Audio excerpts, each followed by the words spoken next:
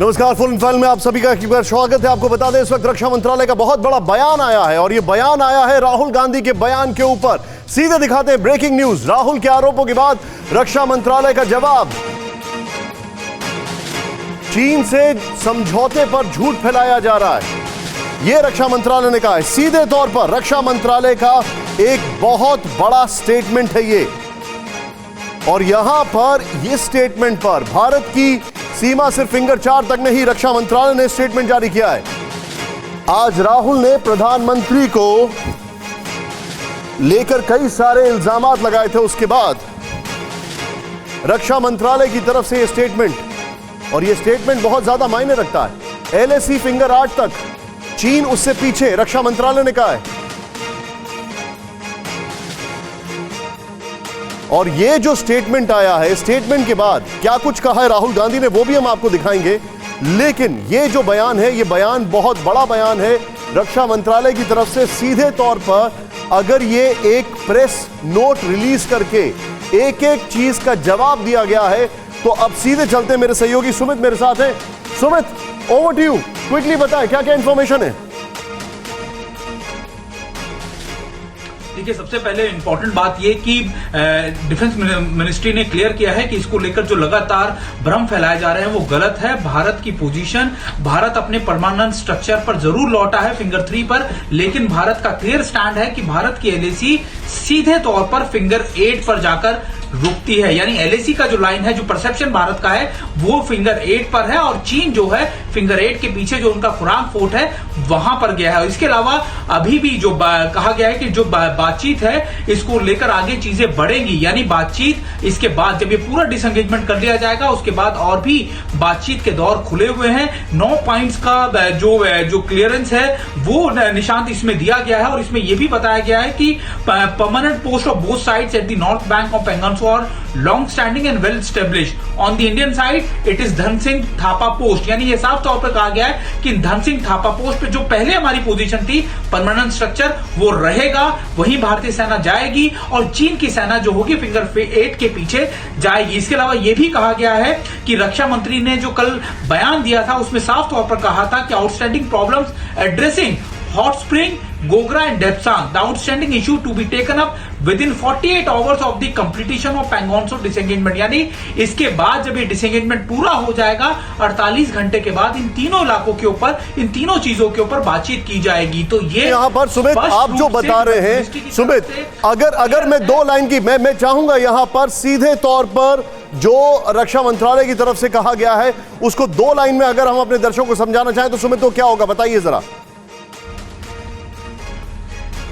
देखिए, 2 लाइन में बिल्कुल क्लियर है कि यथास्थिति दोबारा से अप्रैल वैली बनाने की सिचुएशन चल चुकी है। सीधे तौर पर भारतीय सेना धन सिंह थापा पोस्ट पे होगी, और जो चीन की सेना होगी वो फिंगर 8 के पीछे होगी, और डेप्सांग, हॉट स्प्रिंग और गोगरा की बात करें तो उसकी बातचीत 48 घंटे के बाद दोबारा से जब नया फेज स्टार्ट होगा तब उस पर बातचीत होगी। बस एक ही फर्क है निशांत, एक मोटा फर्क है कि अब पेट्रोलिंग नहीं होगी दोनों तरफ से जब तक आगे की डिप्लोमेटिक और मिलिट्री लेवल की टॉक्स नहीं होती, बस। अच्छा, जो हमारे खास मेहमान हैं मैं उनको इंट्रोड्यूस करना चाहूंगा। मेरे साथ इस वक्त जनरल शंकर प्रसाद मौजूद हैं। सर, स्वागत है आपका। आज आपसे बहुत सारे इनपुट मुझे लेने हैं, and it's going to be a very tight rope walk, क्योंकि पॉलिटिकल स्टेटमेंट वर्सेस आर्मी मैं नहीं करना चाहता हूं। मैं आर्मी का एक ओवरऑल पर्सपेक्टिव इस पे लेना चाहता हूं। There is no versus here. मेरे साथ प्रोफेसर कपिल कुमार हैं, हिस्टोरियन हैं। Who knows it better than him in terms of past क्या रहा है और प्रेजेंट को कैसे एनालाइज करना है, और mine field of information and knowledge मेरे साथ हैं farmer ambassador Ashok Sajjanar sir. Sir, स्वागत है आपका, थैंक यू सो मच। कसवर मेरे सहयोगी, बहुत ही शानदार जर्नलिस्ट पाकिस्तान से इस वक्त जुड़ चुके हैं, and Sumit is there, Manish Jha जुड़ने वाले हैं। LAC पर राहुल गांधी ने किया था केंद्र सरकार पर हमला, बड़ी खबर। राहुल ने कहा सरकार ने भारत की जमीन चीन को सौंप दी है, सेनाएं तैयार हैं पर सरकार चीन के सामने खड़े होने को तैयार नहीं है। यह राहुल गांधी का स्टेटमेंट जो था, इसको लेकर एक बहुत जबरदस्त तरीके से बवाल मच गया है। जो राहुल गांधी ने स्टेटमेंट दिया है ये एक मैटर ऑफ डिस्कशन, एक मैटर ऑफ कंट्रोवर्सी, जो भी आप कहें वो यहां पर मौजूद है। ये राहुल गांधी का स्टेटमेंट। मैं चाहूंगा कि राहुल गांधी ने जो स्टेटमेंट दिया था उसके बगल में शॉट्स भी दिखाएं कृपया। पैंगोंग को लेकर हुए करार में जीत हमारी नहीं चीन की हुई है। राहुल गांधी ने कहा सरकार ने चीन के सामने माथा टेक दिया।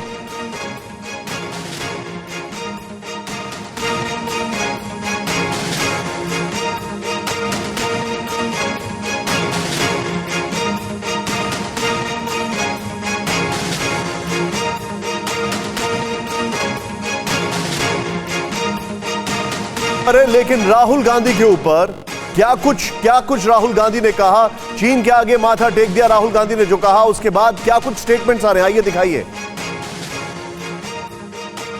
चाइना के सामने नरेंद्र मोदी ने अपना सिर झुका दिया, मत्था टेक दिया।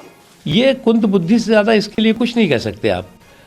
ये फैमिली फोटो फ्रेम में फिक्स पार्टी और कुंद बुद्धि पप्पू जी का ये जो कमाल है, इसका तो कोई रास्ता नहीं है। अब ये कुंद बुद्धि का कमाल है या कुंदे की टाल है, ये तो खुद ही कांग्रेस बता पाएगी। हमारी जमीन फिंगर 4 तक है। नरेंद्र मोदी ने फिंगर 3 से फिंगर 4 की जमीन, जो हिंदुस्तान की पवित्र जमीन है, वो चाइना को पकड़ा दी है। भारत का जमीन चीन को दिया है। उनका दादा से जाके बात करने के लिए बोलना, जवाहरलाल नेहरू साहब से मालूम पड़ता है। ये जो स्टेटमेंट आया है, स्टेटमेंट के बाद एक बहुत बड़ा बवाल खड़ा हो गया। मैं सीधे आपको लेकर चलूंगा, उसके बाद हमारे खास मेहमानों के पास चलूंगा। यहां पर सीधे आइए जरा, यहां पर जो इंफॉर्मेशन है, जो जानकारी है, मनीष झा जो आज पार्लियामेंट कवर कर रहे हैं, मैं उनको थोड़ी देर में लेके आ रहा हूं। पैंगोंग करार चीन नहीं भारत की जीत। चीन को उत्तर दिशा में पीछे हटने पर मजबूर करना भारत की जीत है। भारत ने पैंगोंग सो झील पर अपनी जमीन वापस ले ली है। भारत के जवान फिंगर 3 के अपने बेस में रहे और चीनी सैनिक फिंगर 8 के पूर्व में रहेंगे। अप्रैल 2020 के बाद किए गए सभी चीनी निर्माण नॉर्थ साउथ बैंक से हटाना होगा। चीन को अप्रैल 2020 की स्थिति बहाल करनी होगी, जो शुरू से भारत की शर्त थी। विशेषज्ञों की राय है चीन के साथ इससे बेहतर समझौते की उम्मीद करना गलत होगा। यह भी एक फैक्ट है। ये समझे आप, भारत फिंगर 8 तक रहे, चीन पूरी तरह पीछे हट जाए, यह जरूरत से ज्यादा उम्मीद की बात है। ये कुछ फैक्ट्स हमारे सामने आ रहे हैं। मैं सीधे चलूंगा हमारे खास मेहमान के पास। सबसे पहले मैं जनरल प्रसाद के पास चलूंगा। सर, पहले तो क्या यह मामला इतना ओपनली पॉलिटिसाइज करना चाहिए? नंबर 1, बिकॉज ये नेशनल इंटरेस्ट की बात है। और यहां पर जो मैं समझना चाह रहा हूं वो ये है कि जो मेरे लिए बात एक समझ से परे है, ये सारी चीजें शायद एक जमाने में ऑल पार्टी मीटिंग में डिस्कस होती थी, लेकिन एक प्राइम मिनिस्टर को टारगेट करने के लिए नेशनल पॉलिसी पर जो आर्मामेंट है, जो असला है, आपने चाइना को दे दिया हमको एम्बैरेस करने के लिए। आपको लगता नहीं है थोड़ा वियर्ड है? निशांत जी, देखिए, पॉलिटिक्स का डिस्कशन मैं नहीं करना चाहता। मैं आपको आज एक जो चीज़ अभी तक कभी नहीं दिखाई थी, वो आज मुझे दिखाना शायद लाजमी हो गया है। Please sir. वो शायद आपको टेलीविजन में शायद नज़र भी नहीं आएगी। प्लीज दिखाइए। देखिए, एक नक्शा है। ये नक्शा आपको दिख रहा है कुछ? सर, हम आपको दिखा रहे हैं, पूरा दिखाइए। नक्शा जो आप देख रहे हैं। Yes sir, yes sir. ये नक्शा जो आपको दिख रहा है, यस सर। इसमें यहाँ पे ये लाइन जा रही है। यहाँ पे एक जगह का नाम है डुंगरी। ओके। डुंगरी करके जो जगह, ये आपको डार्क लाइन दिख रही है ना? जी जी जी। और ये जो दूसरी लाइनें दिख रही हैं आपको, ये परसेप्शन लाइंस हैं, जो कि 1959 से चली आ रही हैं आज तक। दुख की बात है कि पूरे इतना नक्शे में शायद दूर से नजर नहीं आएगी, और नक्शे का स्केल भी बहुत बड़ा है, लेकिन मैं आपको समझाने की कोशिश करता हूं। देखिए, जहां पर फिंगर 4 है और जहां पर फिंगर 8 है, उसके नीचे अगर आप देखें तो पैंगोंग सो लेक एक तरह से वहां टर्न करती है। थोड़ा सा उसको ऊपर की तरफ को जाती है। हम लोगों की जो चाइना के साथ बातचीत हो रखी है, उसमें यह कहा गया है कि लाइन ऑफ एक्चुअल कंट्रोल जो पॉइंट होगा, उसके नॉर्थ और साउथ से सीधी लाइन खींची जाएगी for areas below it and areas above it. समझ रहे हैं आप? तो जो अभी आपने कहा, अगर जब चाइना फिंगर 4 तक आ जाता है, that is the area between finger 8 and finger 4 is called the no man's land. अभी बड़ा नक्शा इस पे शायद समझ में नहीं आएगा। नहीं सर, आप दिखाइए, नक्शा दिखाइए। मैं चाहूंगा अपनी टीम को सिर्फ नक्शा और बगल में जो ग्राफिक्स है वो दिखाएं सर। मतलब जनरल साहब को और ग्राफिक्स दिखाएं, और कुछ मत दिखाएं 50-50 में। Yes yes sir. Okay sir, मैं चाहूंगा थोड़ा सा आगे से नक्शे को झुका दें आप। Yes, now it is clear sir, please बताइए। Yes sir, please go ahead. जो ये डार्क लाइन दिख रही है आपको, हाँ, this is what is called the line of actual control. Okay. और इसके ऊपर में आपने कुछ पेंसिल से लाइनें देख रखी हैं साइड में, those are what are showing the perception lines of various years. ये ईयर्स भी आपको नजर आ रहे हैं, शायद 59, 76 इस तरह से आपको। ये बहुत मिलीमीटर की तरह एक्यूरेट नहीं है, लेकिन काफ़ी हद तक जो मैंने समझा है इस बड़े नक्शे पर वो इसी तरह से चल रही हैं। तो ये अगर आप देख लेंगे तो अब इससे मैं दिखाना चाहता हूँ कि finger 8 is very much a part of inside the line of actual control, but it is so far a difference of perception lines as shown on the map. So finger 8 पे हम मानने को तैयार थे कि चाइनीज़ वहाँ बैठे हैं, हम फिंगर 3 पर पोस्ट है हमारी धन सिंह पोस्ट के ऊपर, और उसके आगे फिंगर 4 है। आपको मैं एक बात बड़ी ज़रूरी से ठोक के बताना चाहता हूँ, और इसके दोबारा मत पूछिएगा ये मुझसे। देखिए, भारत सेना ने इतना ज़बरदस्त टैक्टिकल काम किया है। आई थिंक दो senior officers who have done this need to be decorated. जी, हमारे सिपाहियों ने फिंगर 4 पर जब आ गए चाइनीज़, तो फिंगर 3 से जाके फिंगर 4 की हाइट पे जाके बैठे हैं। आज की तारीख में हमारे जवान फिंगर 4 की हाइट पे बैठे हैं, जिससे कि चाइनीज़ की स्टेइंग कैपेसिटी ऑन फिंगर 4 नीचे is become zero. They cannot stay there because it is tactically not feasible for them to stay. Similarly, जिस तरीके से हमारे जवानों ने, हमारी आर्मी ने कैलाश रेंज पर जो कब्जा कर रखा है, कैलाश रेंज पर हमारे टैंक चढ़ा के दिखा दिया है, तो उससे चाइना बहुत बौखला गया है। Chinese do not know what to do. और तीसरी बात आपको मालूम है, जब गलवान में हुआ था कुछ दिन पहले, तो गलवान में भी हमारे जवान बैठे हैं, आज हमारी वहाँ पे कंट्रोल है। तो देखिए, इस समय जो मेन ऑब्जेक्टिव है वो चाइना का ये है कि किसी तरह से हम चुशूल सेक्टर में जो ALG है, जो चुशूल एयरफील्ड है, वो भी मैं आपको दिखाना चाहता हूँ इस लाइन पर। अगर आप देखें, शायद आपको चुशूल एयरपोर्ट का लाइन दिख जाएगी। तो जो चुशूल एयरपोर्ट है, जो उसको हम एडवांस लैंडिंग ग्राउंड कहते हैं, the Chinese objective is to make this ALG non operative. Similarly in the north they want to make the upper area of the Depsang plain, the ALG in DBO, they want to make that also ineffective for us. So आप इस बात को समझें कि जो fantastic tactical strategic decision जो arm forces ने लिया है, उसको मैं कहता हूँ कि it's a very phenomenal activity. उसी की वजह से अगर आप इसको पूरे तो बिगर लेवल पे देखें तो let me put it like this, आप जो बता रहे हैं, अगर मैं उसको मोटा मोटा, मैं without going into the nitty-gritties उस टेरेन की टोपोग्राफी में, एक आम इंसान के लिहाज से अगर मैं बात करूं, तो हमारी फौज ने जो टैक्टिकल गेन्स किए, उसकी वजह से चाइना को रिट्रैक्ट करना पड़ रहा है। क्या ये सिचुएशन थी? हमारी, देखिए, मैं आपको यही बताना चाह रहा था कि Chinese have agreed to disengage because of 3 difficulty reasons. 1, the superiority of the Indian armed forces. Second, the tactically better occupied positions on Kelak range and on finger 4 upper ridges and on the Galwan plains. So the Chinese cannot stay there. आप तो देख रहे हैं, better part of the winter is over.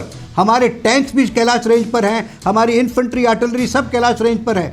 अभी China को ये समझ में नहीं आ रहा कि मिलिटरीली तो they can not sustain Indian army at all. Diplomatically they are under tremendous pressure. Point noted. Internationally they are under pressure. And we have a very strong government. Understood. We have very strong government today. Please understand. Point noted. Government मैं अगली कुछ खबरें लेकर आ रहा हूं sir. I am coming with next few news, और उसके बाद में, और मैं I've taken your point, उसके बाद मैं अशोक सर और कपिल सर दोनों के पास आ रहा हूं। सॉरी कपिल सर, आपको धूप में इंतजार कराने के लिए मैं आपसे क्विक रिएक्शन ले रहा हूं, 1 मिनट। लेकिन चीन से सहमति पर रक्षा मंत्रालय का बयान है। पैंगोंग के बाद डेप्सांग पर समझौते का प्लान है। डिसएंगेजमेंट के बाद बाकी विवादों पर बात होगी। 2013 से डेप्सांग में भारत चीन सेना आमने सामने है। Kailash range, hot spring, Gogra पर भारत की नजर है। यह सीधे स्टेटमेंट आया। तुरंत सुमित मुझे बताइए, इस पर क्या क्या रक्षा मंत्रालय ने, डेप्सांग की अगर बात की जाए, उसमें बहुत स्ट्रांग स्टेटमेंट दे दिया है।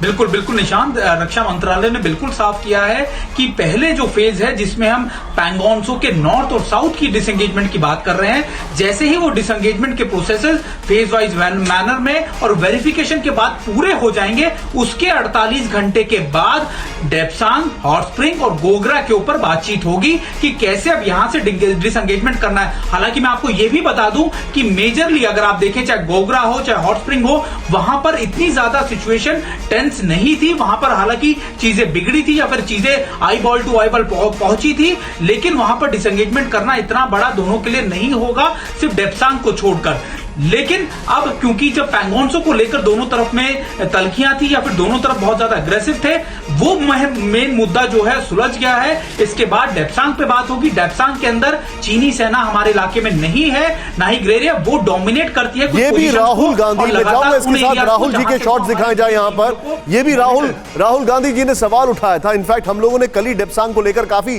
डिटेल में बातचीत भी की थी। सुमित, अगर आपको याद हो अच्छी तरीके से, मैं सीधे चलूंगा कपिल सर के पास। कपिल सर, अब मैं आपसे ये समझना चाहता हूं, चाहे वो डेप्सांग हो या अलग अलग चीज हो, पॉलिटिक्स अपनी जगह है लेकिन नेशनल इंटरेस्ट अपनी जगह है।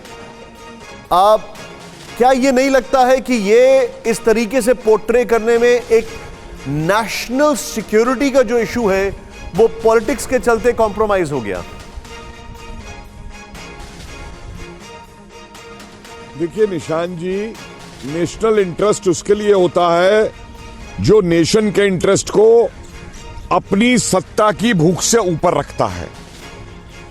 मुझे बहुत आज खुशी है कि हमारा देश इतना बदल रहा है अब कि एक ऐसा व्यक्ति जिसको एबीसी नहीं मालूम, आज वो महाराजा धीराज मूर्खा धीराज 1001 डिफेंस एक्सपर्ट भी बना हुआ है, किसान एक्सपर्ट भी बना हुआ है, स्ट्रेटेजिक पॉलिसी का भी एक्सपर्ट बना हुआ है। कपिल सर, मैं आपसे एक छोटा सा निवेदन करूंगा, मेरी आपसे रिक्वेस्ट है। देखिए, उनको डिफेंड करने के लिए, कांग्रेस पार्टी को डिफेंड करने के लिए कोई नहीं है यहां पर, तो हम उनके खिलाफ ऐसे शब्दों का इस्तेमाल ना करें जो कि बहुत ही ज्यादा आपत्तिजनक हैं।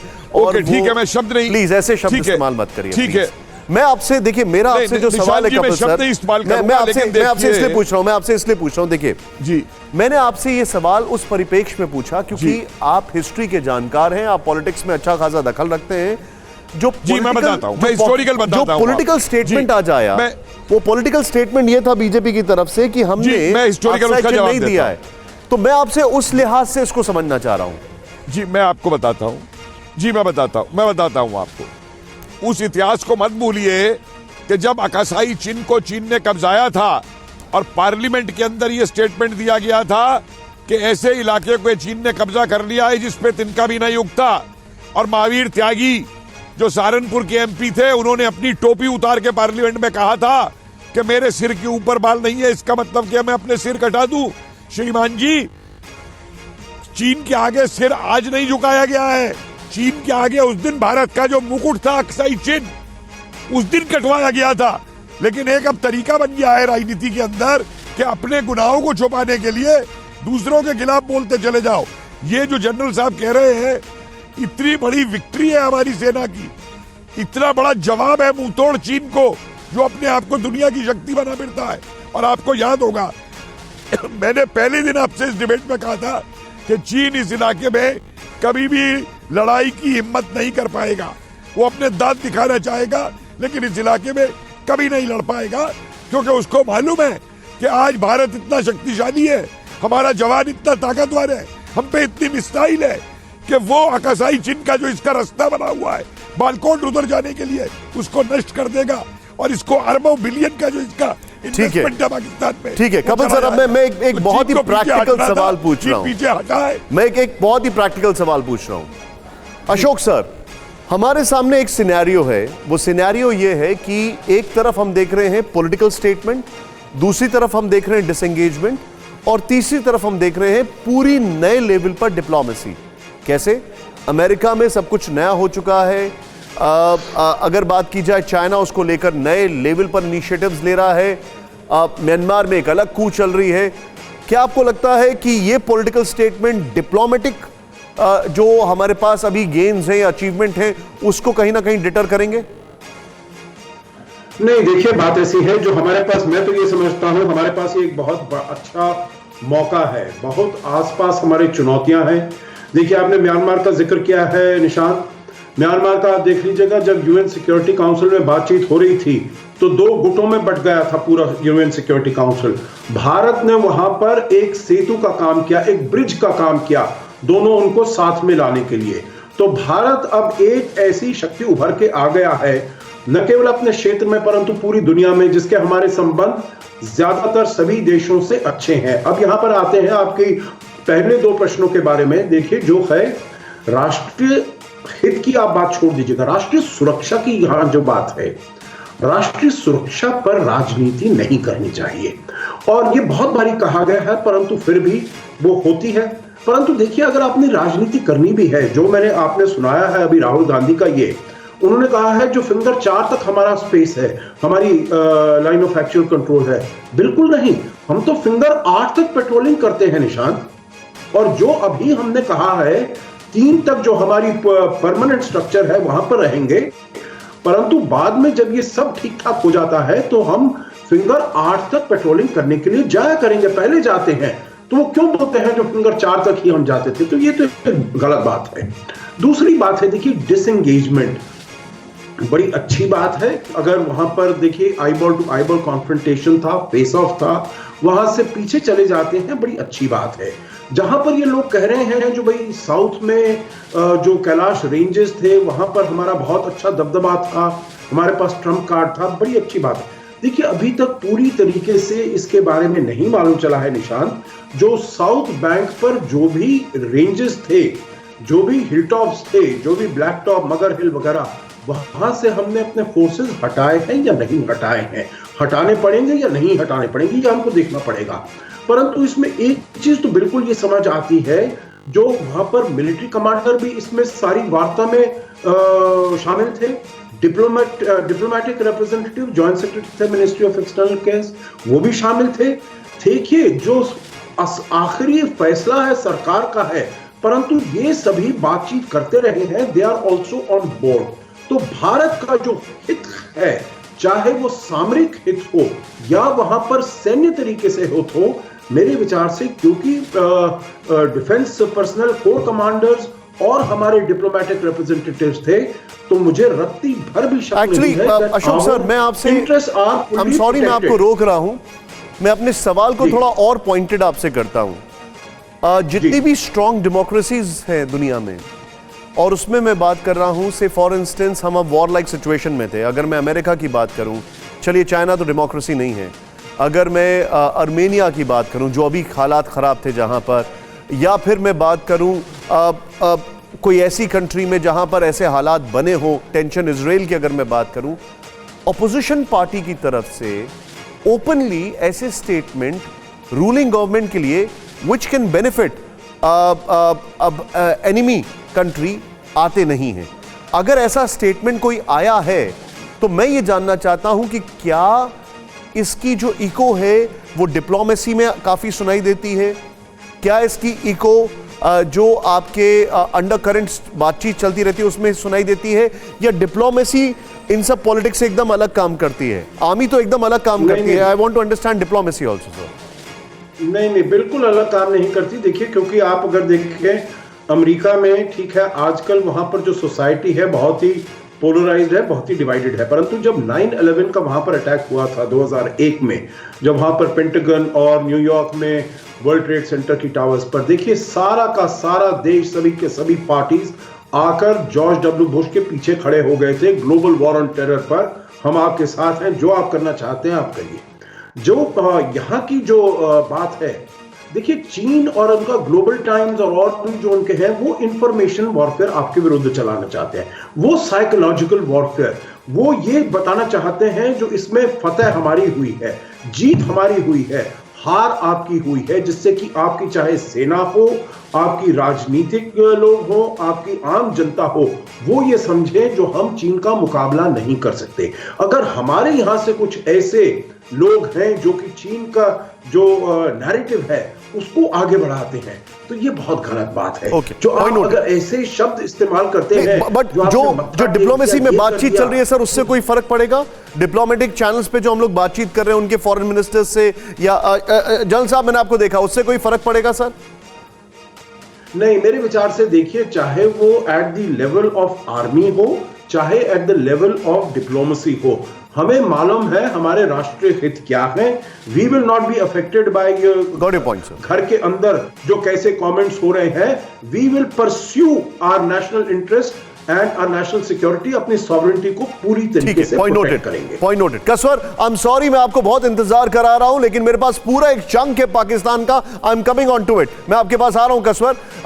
LAC पर चीन की तेज चाल पर सस्पेंस, चीन ने धोखा दिया तो एक्शन प्लान तैयार। LAC पर भारत का इमरजेंसी प्लान तैयार है। 2 दिन में चीन बहुत तेजी से पीछे हटा है। मैं चाहूंगा वाले शॉट्स दिखाए जाएं जो चाइना के पीछे हटने वाले शॉट्स थे। सुमित मेरे साथ है। सुमित, एक बड़े लीडिंग न्यूज़पेपर ने रिपोर्ट किया 200 टैंक्स हैं वो पीछे आ गए, which is very unheard of.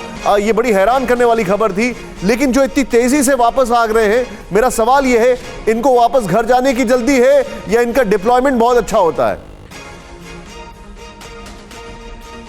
देखिए, घर तो इनके लिए कभी ये था ही नहीं निशांत, ये हमेशा हमारे इलाकों में घुसे हैं और यही वजह है कि अभी इन इलाकों में बैठ भी नहीं पा रहे हैं। और ये आपने और मैंने कई बार हमने डिस्कशन किया, कई बार जनरल साहब या फिर हमारे एक्सपर्ट्स ने बताया कि माउंटेन वॉरफेयर के अंदर चीनी सैनिक कभी भी नहीं टिक पाते, वो सिर्फ और सिर्फ सर्विलेंस में बेटर है। वो सर्विलेंस भी कैसे करते हैं, अपने हाई डेफिनेशन कैमरा से आते हैं, गाड़ियों में आते हैं और आके चले जाते हैं। लेकिन अब जब इनको पिछले 8-9 महीने में बैठना पड़ा, तब चीन को उनके ट्रूप्स की असलियत पता लगी। हमने ये भी दिखाया कि कैसे फिंगर 6 के पास इन्होंने अपने फील्ड हॉस्पिटल बनाए, कैसे इनके लगातार जवानों की तबियत खराब होती रही। तो ये सारी चीजें इस क्या वो सुमित चौधरी जो करीब 3 या 4 बार गलवान की घटना के बाद 3 या 4 बार LAC पे अलग अलग पॉइंट पे जाग चुके हैं, क्या वो सुमित चौधरी ये कहना चाह रहे हैं कि चीन के जो PLA है उसका हाल उस स्कूल के बच्चे की तरह है जिसकी क्लास एकदम से खत्म होगी तो सीधे घर भाग रहा है क्योंकि बस बहुत हो गया भैया, इससे ज्यादा झेल नहीं सकते थे हम यहाँ पर? निशांत, मैं तो ये कहूंगा कि ये वो स्कूल के बच्चे हैं जो कभी उस क्लास में घुसे ही नहीं, यानी ये कभी उन इलाकों में बैठे ही नहीं। यही वजह है कि इंडियन आर्मी हमेशा से अपना डोमिनेशन वहां पर मजबूत रखती आई है। ठीक है, पॉइंट नोटेड। चीन से बातचीत के बाद बाइडेन का बहुत बड़ा बयान, इस वक्त की बड़ी खबर।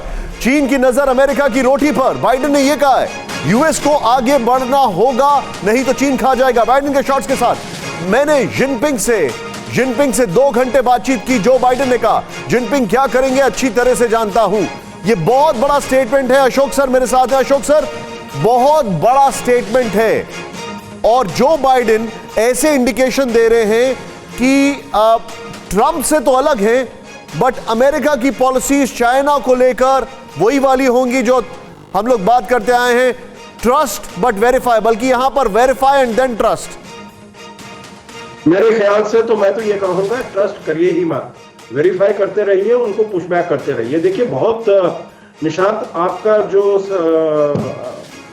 ये है एनालिसिस है बिल्कुल सटीक है, मैं बिल्कुल एग्री करता हूं। देखिए, जब बाइडेन आए थे उस समय बहुत प्रश्न चिन्ह उसके ऊपर उठ गए थे जो उनकी चीन की पॉलिसी क्या होगी, क्योंकि लोग बोलते थे हंटर बाइडेन उनके बेटे हैं, उन्होंने वहां से बहुत पैसा लिया है, कंपनी बनाई है वगैरह वगैरह, और उन्होंने कभी भी इंडो पैसिफिक के बारे में बात नहीं की, उन्होंने कभी क्वाड के बारे में बात नहीं की। परंतु देखिए, जब से वो सरकार में आए हैं, और मैं कहूंगा सबसे पहले जब उनकी बातचीत हुई थी प्रधानमंत्री मोदी से 17 नवंबर को, तब उन्होंने इंडो पैसिफिक के बारे में बातचीत की, और अभी 9 फरवरी को जो बातचीत हुई है उसमें उन्होंने पूरी तरीके से कहा है जो ये pushback against China, free and open Indo Pacific, quad को कैसे हम स्ट्रेंथन करेंगे, क्वाड का अब एक समिट भी होगा, क्वाड की मीटिंग्स होंगी, और उन्होंने यूएसएस रूजवेल्ट को वहां पर डाल दिया, यूएसएस निमिट्स को डाल दिया है साउथ चाइना सी में। तो आप बिल्कुल ठीक कह रहे हैं, जो और बहुत चीजों पर पहले ही दिन उन्होंने जो ट्रंप की नीतियां थी उनको एकदम उलटफेर कर दिया, परंतु जो चीन के साथ है, जो उनके विरुद्ध वो पुशबैक करेंगे, चीन के ऊपर जो टैरिफ्स हैं वो बिल्कुल लगे रहेंगे, और भारत के साथ जो दोस्ती है वो उसको आगे बरकरार रख के उसको आगे लेकर जाएंगे। Point noted. Kapil sir, considering Democrats, अगर डेमोक्रेट्स की बात की जाए, जो बाइडेन जिन्होंने भारत के फेवर में बहुत सारी बातें पहले कर चुके हैं, उस सबको देखते हुए क्या आपको लगता है कि Joe Biden and prime minister Modi versus China एक बहुत अच्छा अलायंस बन रहा है? बिल्कुल बन रहा है। और एक बात और बहुत यहां गौर से नोट करिए निशांत जी, कि बाइडेन जो कह रहे हैं चीन को लेकर के, बाइडेन के किसी भी वक्तव्य को अमेरिका के किसी रिपब्लिकन ने भी चैलेंज नहीं किया है। अमेरिका का रिपब्लिकन भी बाइडेन के पीछे खड़ा है, जबकि इतनी तकरार उनसे चुनाव में हुई थी और सब कुछ हुआ था। लेकिन जहां तक चीन का सवाल आता है, उन्होंने अमेरिका ने इंटरेस्ट को ऊपर रखा है। Well said, sir. भारत का ऑपोजिशन कभी इस बात को सीखेगा। Well set sir, well set. ये सही हम बात लोग कही बहुत आपने। मजबूत है, बहुत मजबूत जाएंगे। बिल्कुल ठीक है। और एक चीज और देखिए निशांत जी कि चीन को आज हर जगह पिटना पड़ रहा है। अब देखिए जापानीज में क्या हुआ है, जापान सी के अंदर वो आइलैंड्स पे गए, जैसे ही जापान ने एक्शन लिया इनकी बोट्स को वापस जाना पड़ा। यही साउथ चाइना में हो रहा है। लेकिन सर मेरे पास कपिल सर, मेरे पास एक और इंटरेस्टिंग न्यूज है मेरे पास। आप मेरे साथ बने रहिए सर। आप जो बता रहे हैं एलएसी पर शांति बहाली के बाद पाकिस्तान डर गया है। पाक ने भारत से शांति समझौते का राग अलापा है। भारत पाक तनाव पर पाकिस्तान एनएसए का बड़ा बयान। भारत से हम चाहते हैं शांति समझौता। मोईद यूसुफ, शांतिपूर्ण संबंध पीएम इमरान खान का लक्ष्य। अरे वाह, बदले बदले से अंदाज नजर आते हैं। लगता है इनके दादा आज डरे हुए नजर आते हैं। हम बात कर रहे हैं इनके दादा यानी चीन की। सीधे चलूंगा मैं, कसवर मेरे साथ है। कसवर, ये तो एकदम ही यू टर्न है भाई। आप ठीक कह रहे हैं आप, लेकिन मैं इसे यू टर्न का नाम नहीं दूंगा। लेकिन डेफिनेटली पाकिस्तान में एक इंप्रेशन था कि एक साइड चाइना ने कंट्रोल की हुई है और दूसरी साइड पे हम लोग मौजूद हैं, तो इंडिया के ऊपर बड़ा प्रेशर है, जो कि किसी हद तक इनकी परसेप्शन ठीक थी। लेकिन अब क्योंकि इंडिया और चाइना का जो स्टैंड अप था उसका इख्तिताम हुआ और जिस तरीके से डिप्लोमेटिकली इंडिया ने प्ले किया उसकी बात का पाकिस्तान में सुनाई दी गई है। और अभी तक यहाँ पर वो कहते हैं कि यकीन नहीं आ रहा कि इस किस्म का भी हो सकता था इसका अंजाम। तो पाकिस्तान में अभी तक इसको कबूल नहीं किया जा सका कि क्या चाइना इतनी जल्दी पीछे हट सकता है। तो इसमें डेफिनेटली इंडिया की तरफ से जो पॉलिटिक्स खेली गई या उसका आर्मी और उसके बाद डिप्लोमेट से उन्होंने जिस तरह से प्ले किया, तो एक इंडिया की पता है पाकिस्तान में इसकी बात सुनाई जा रही है। पहला पॉइंट। सेकेंडली जो आपका क्वेश्चन है वो ये है कि बिल्कुल ऐसा है, प्राइम मिनिस्टर इमरान खान और उसके बाद आर्मी चीफ की जानब से ये स्टेटमेंट्स आई हैं कि हम पाकिस्तान। अच्छा कसवर, मुझे एक बात बताइए, आप सारी बात बता रहे हैं। सिर्फ एक मिनट निशांत, एक मिनट जो मैं कहना चाह रहा हूँ। और अब जो मैं यहाँ पे देख रहा हूँ, सबसे बड़ी बात पाकिस्तान के प्राइम मिनिस्टर की उन्होंने जो स्टेटमेंट दी है कि अब आपके ऊपर मुनहसर करता है। मुजफ्फराबाद में उन्होंने स्टेटमेंट दी कि आप इंडिपेंडेंट कश्मीर चाहते हैं या पाकिस्तान के चाहते हैं। मैं इसको ऐसे देख रहा हूं कि शायद पाकिस्तान की कश्मीर के ऊपर पॉलिसी को डेंट लगा है और शायद ये चेंज हो सकती है। एक बहुत बड़ा सेटबैक होगा अगर ऐसा हुआ। कसवर, मुझे एक बात बताइए। देखिए ये सारी बातें तो मीडिया में चर्चा हो रही है और जन साहब के साथ मैं एक सवाल पूछूंगा इसी पर, लेकिन अभी ग्राउंड रियलिटी क्या है? जो आपने हमें 1 महीना पहले या 10-15 दिन पहले आपने बताया था बहुत टेंशन है एलओसी के पास, क्या वो हालात हैं अभी, या पाकिस्तान जनरल बाजवा बार बार पीओके में आ रहे थे, वैसे हालात अभी भी बने हुए हैं, या वहां पर भी आपको लगता है टेंशन ईज आउट हुई है?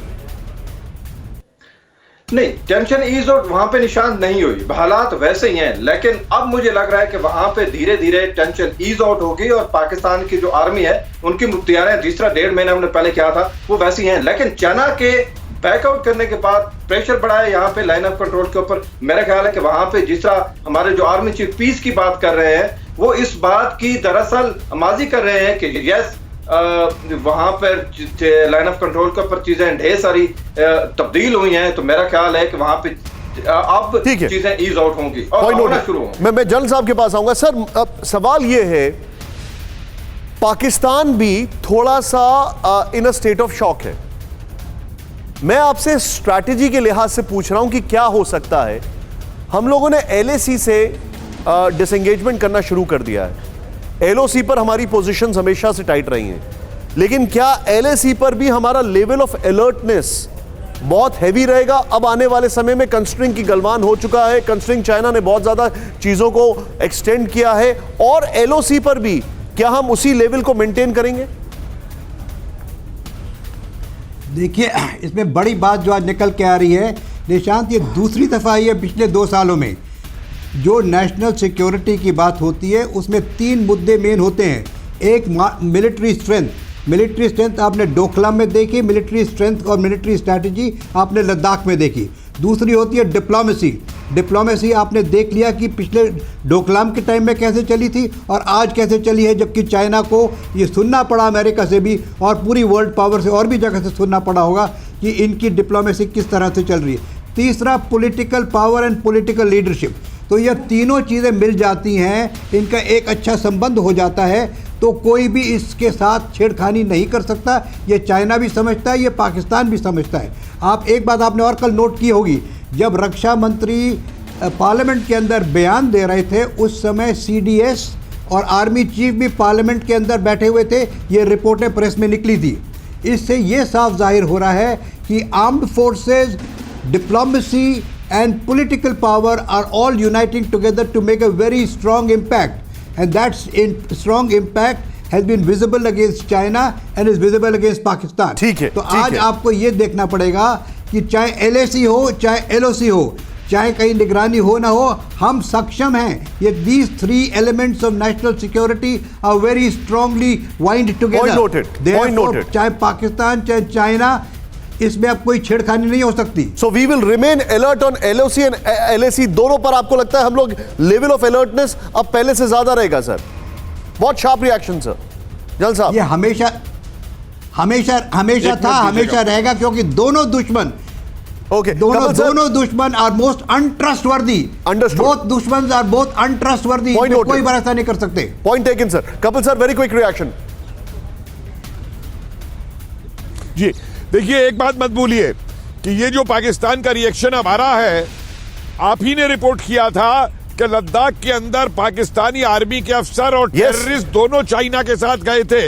वहां पे रेकी की इन्होंने, वहां से जॉइंट ऑपरेशन की कोशिश की और वो इनके ऑपरेशन फेल हो गए। ये एक सबसे बड़ा कारण है पाकिस्तान का, जो है पाकिस्तान का आज सिर जो है परेशान हो गया हुआ है। ठीक है, हमने दोनों ने मिल करके भी कोशिश की। Point noted sir. मुझे कसवर से सर अभी एक सवाल और पूछना है। बड़ा इंपॉर्टेंट खबर आ रही है, वो आज की बड़ी महत्वपूर्ण खबर है हमारे लिए। FATF वर्किंग ग्रुप की दूसरी मीटिंग आज चल रही है। FATF की बैठक में से टेंशन में इमरान खान। टेरर फंडिंग को लेकर पाक पर हो सकता है बड़ा फैसला। कल वर्किंग कमेटी की पहली बैठक में नहीं गली पाकिस्तान की दाल। ग्रे लिस्ट से हटने के लिए कल गिड़गिड़ाया था पाकिस्तान। कसवर, अभी इस बारे में क्या डेवलपमेंट है? क्या वहां पर पाकिस्तान के अंदर what is the talk? Nishant, Pakistan के अंदर यह चीज है कि गवर्नमेंट को पहले ही अंदाजा हो गया था कि हम किसी सूरत में भी ग्रे लिस्ट से वापस हम बाहर नहीं निकल सकते, और दूसरी ये भी इनको पता था कि हमने वापस ब्लैक लिस्ट में भी नहीं होना। अब पाकिस्तान के ऊपर इमेंस प्रेशर है कि इनको जो एक लिस्ट दी गई थी कि आपको डू मोर का एक मंत्र जो हम पहले इन द पास्ट हम सुनते थे, पाकिस्तान को डू मोर की एक दोबारा से वो सुननी पड़ गई है FATF से कि आपने बेहतर काम किया है, लेकिन आपको जो बताया गया था वो आपने नहीं किया, अब आपको करना पड़ेगा। तो पाकिस्तान जो है उसके ऊपर लटकती तलवार है, और इन शॉर्ट निशान जी, पाकिस्तान की जो एडमिनिस्ट्रेशन है वो फेल हुई है ग्रे लिस्ट से निकलने के लिए। और ये मैं एक वाज़े तौर पे इनके चेहरों के ऊपर, जो पाकिस्तान की गवर्नमेंट के जो कस्टोडियन बैठे हैं उनके चेहरों के ऊपर मैं देख रहा हूँ, और वो मुकम्मल तौर पर फेल हो। पाकिस्तान को ज्यादा करना पड़ेगा, यही उसकी इंटरनेशनल जो वो है इंटरनेशनल इदारे हैं उनकी तरफ से डू मोर का मंत्र है, जो कि वापस आ गया पाकिस्तान के ऊपर। पाकिस्तान अशोक सर, मैं आपसे एक चीज समझना चाहूंगा यहां पर। चाइना इसलिए पाकिस्तान को सेव कर रहा था क्योंकि बेल्ट एंड रोड इनिशिएटिव उसके लिए इंपॉर्टेंट है। लेटेस्ट रिपोर्ट्स ये कह रही हैं कि बेल्ट एंड रोड इनिशिएटिव को एग्जीक्यूट करने का इंटेंट ही पाकिस्तान में नहीं दिख रहा है। क्या आपको ऐसा लगता है कि चाइना बहुत दिनों तक इस डेड हॉर्स को विप नहीं करेगा? देखिए, उसको वो ऑटोनोमस रीजन ऑफ पाकिस्तान वो बन जाएगा, जैसे ऑटोनोमस रीजन ऑफ तिब्बत है और ऑटोनोमस रीजन ऑफ शिनजियांग है जी। क्योंकि चाइना को देखिए क्या वहां पर इंटरेस्ट है, उसको क्या शौक है वहां पर। एक गिलगिट बल्तिस्तान में वहां पर अब देखा है हमने, जो बहुत ज्यादा तादाद मात्रा में वहां पर ये रेयर अर्थ्स निकले हैं। आपको मालूम है रेयर अर्थ? सर मेरे पास समय कम है, if you can please make it sharp sir. Sorry, I make it very short. एक वहां पर और दूसरा ग्वादार, क्योंकि वो अरेबियन सी में अपना आना चाहते हैं डायरेक्ट। उसके बीच में गिलगिट बाल्तिस्तान और ग्वादर के बीच में क्या होता है उनको कोई इसकी परवाह नहीं है। तो इसलिए पाकिस्तान के लिए वो कुछ नहीं करने वाले हैं। इसलिए आपने देखा है पैसा भी नहीं डाल रहे हैं और कह रहे हैं जो आपने जो हमें इंटरेस्ट देना है, ब्याज देना है, वो आप ज्यादा रेट पर दीजिए। तो इसीलिए पाकिस्तान के लिए उनके दिल में कोई दर्द या वो नहीं है, जो कंपैशन नहीं है, काइंडनेस नहीं है। तो वो तो इसको इस्तेमाल करना चाहते हैं और इस्तेमाल करते रहेंगे और उसके अलावा और कुछ नहीं होगा। मैं आप सभी मेहमानों का बहुत बहुत शुक्रिया करूंगा और जल साहब thank you for that map. उससे बहुत अच्छी हम लोग को एक मदद मिली। इनफैक्ट आफ्टर दो शो मैं आपसे वो इनपुट अलग से भी लेना चाहूंगा। लेकिन शो को वाइंड अप करने से पहले सुप्रीम कोर्ट का ट्विटर और केंद्र सरकार को नोटिस। बड़ी खबर, फेक और भड़काऊ मैसेज रोकने का तरीका निकालें, सुप्रीम कोर्ट ने कहा है। कोर्ट ने बोगस अकाउंट्स पर भी कार्रवाई करने के लिए कहा है। पाबंदियों को प्रस्तावित सोशल मीडिया रेगुलेशन में शामिल करने का कोर्ट का निर्देश है। यह बहुत मैटर करता है।